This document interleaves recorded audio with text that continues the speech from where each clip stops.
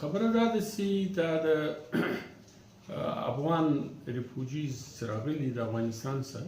دا د یو قانون مطابق راغلي د بې قانونه نه دي راغلي. پاکستان یو قانون د انټرنیشنل قانون د UNHCR قانون د هغوی UNHCR د قانون مطابق دلته راغله دی چې د کوم قوانینو مطابق دلته راغله پاکستان د اولې ورځې د هغې قوانینو خلاف ورزي وکړه. دوی به په یو کیمپ کې اوسېدل، دوی به د هغې کیمپ کې به یو بارډر و، د هغې کیمپ کې به دوی ته خپل خوراک ورکېدی، په هغه کیمپ کې به دوی ته تعلیم ورکېدی، په هغه کیمپ کې به د دوی انساني حقوقو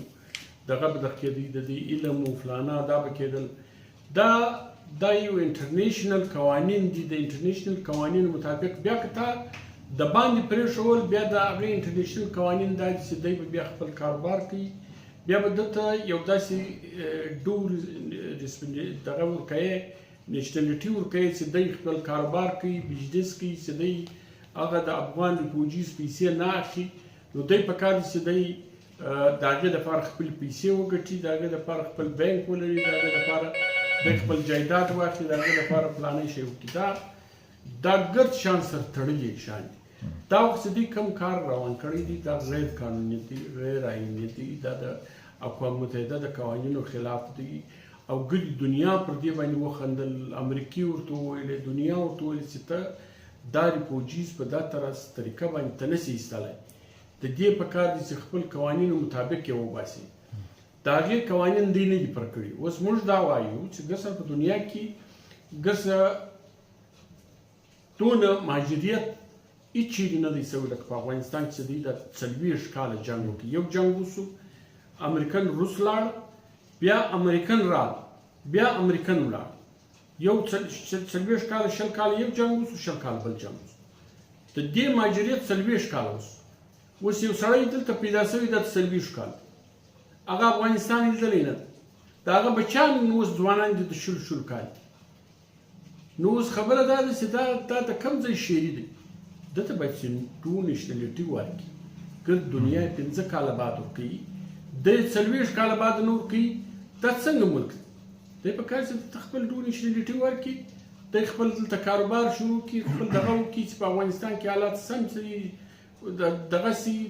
هېڅوک په خپل دا اوس هم د دې ځای څخه دلته خلک دي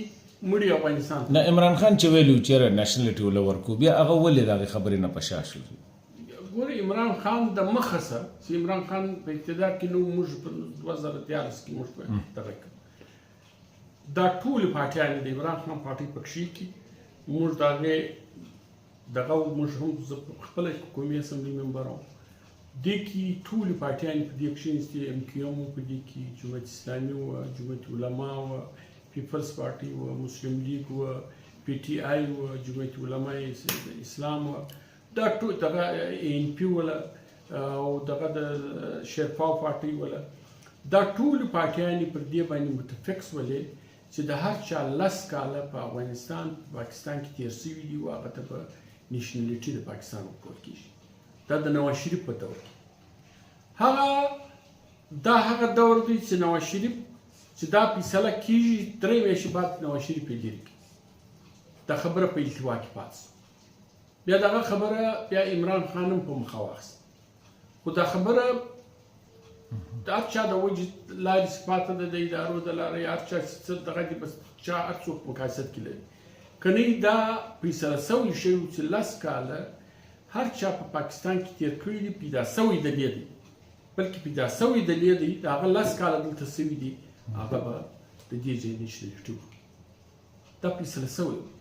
او دا په دنیا کې هم فیصله دغه هم داسې پکار شي چې دې ټیم کې تاسو څه وایئ لکه چې دا اوس دوی کوم دا خلک وباسي او 40 کاله بس ورته میاشتې ورله ورکړل، اوس دوی 31 مارچ ته بس وي ځای. دا غلطه ده، دا ډېر ناجایزه ده، دا غیر انساني خبره ده، دا ظلم دی، دا جبر دی، دا په دنیا کې څیز نه دي سوي. دا انسانان چې هلته ولاړ شي افغانستان کې دی ناولاده دی، د افغانستان د پلار مړ دی، د 40 کال د ده لمسیان دي، د ده زامن دي، هغه افغانستان کې لیدلی نه دی. که چې افغانستان کې ورځ هم نه تېره کړې نو دوی به څنګه ژوند تېروي؟ دا خو یو قسم انساني المیه ده، یا المیه د افغانستان سره سره روانې دي، د 40 کالو جنګ روان دي، د 40 کالو موږ افغانان په سر نه پله خلاصوو، موږ د افغانانو مشکلات دي یو جنگ ختم سي بل جنگ شروع سي هغه موږ خپل سر نه سره خلاصو یو نیم چې موږ سره راسو هغه نه سره تسلیمو طالب په طالب کې نه سره تسلیموي خلقي په شمال سره تسلیموي ته دې به خبره کو خدای بل مسله مې د توجیه د بارډر باندې چې د مسلې روانې دي دغه د حکومت اوس تورخم باندې بغیر د سوجنه داسې دا به څنګه دا مسلې به څنګه اډرس کیږي ولې دا پاکستان داسې کوي پاکستان که څه هم دغه د کړی دي باندې دا جوړ کړی دي چې دا کوم مالونه افغانستان ته ځي دا به امپورټ کیږي دلته راځي د غلا او د لارې راځي پلانه د لارې راځي زه دا وایم زموږ د عوام دا د رښتیا هم دا چې څونه امپورټ یا څونه دغه چې پر افغانستان پر دې لار باندې کیږي دا په کې پی ټي باندې پر کراچي باندې یوه ورځ کې چې کوم کیږي دلته په میاشت کې نه کیږي موږ دا وایو چې وروره دا پر خلکو باندې روزګار بندول دي دا پر محکوم قومو خصوصا په پښتون باندې دا روزګار کاروبار بزنس چې پر دې لار باندې روانو د بزنس د بندېدو دپاره دا اقدامات وکړه دا بارډر باندې د دوی ماس یوه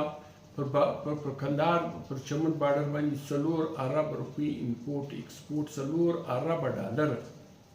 امپورټ ایکسپورټ د کال کې دی خالي چمن بارډر باندې امپورټ ایکسپورټ 4 ارب ډالر 7 ارب ډالر 4 نه 7 ارب ډالر و دا ګر دی پر ځان باندې ودراو صرف او صرف د دې لپاره چې پښتون دلته کاروبار کاوه بزنس یې کاوه نن دی د بارډر دا یو سیټ په بل سیټ کې حالات خرابول دپاره دا خلک بې روزګار کول دپاره دا ګټه حالات دی خرابوي